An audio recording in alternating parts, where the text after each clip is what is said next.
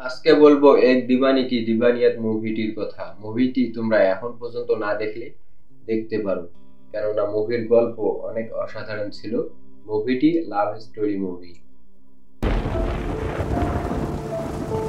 तेरे लिए मेरा प्यार तेरा भी मोहताज नहीं, ये मरते दम तक रहेगा, सिर्फ आज नहीं। এক দিবানি কি দিবানিয়াত মুভির গল্পের কথা কি বলবো। মুভিতে দেখানো হয়েছে ভালোবাসা, ইমোশন, মানে সহজ ভাষায় বলতে গেলে অডিয়েন্সের আবেগ নিয়ে খেলেছে। মুভিটি তোমরা দেখতে পারো। মুভির শেষের সিনটা আমার একেবারে ভালো লাগেনি, কেননা মুভির শেষের সিনে হিরোই মারা যায়।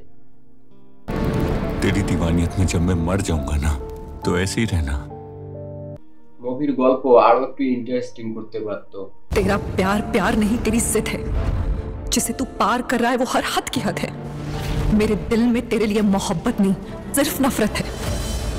तुझे तबाह जो कर देगी वो इस दीवानी की दीवानियत है। এক দিবানি কি দিবানিয়াত মুভির নায়কটাকে আমার কিন্তু অনেক পছন্দ, কিন্তু সে একটি মুভি করেছিল এই মুভিটার আগে, সেটা হচ্ছে সানাম তেরি কসম, কিন্তু তারপর তার কোনো মুভি দেখা যায়নি। सनम तेरी कसम। এক দিবানি কি দিবানিয়াত মুভিটি এই এক সপ্তাহ আগে হলে রিলিজ হয়। এতক্ষণ আমি তোমাদের সাথে ছিলাম মাসুদ রানা।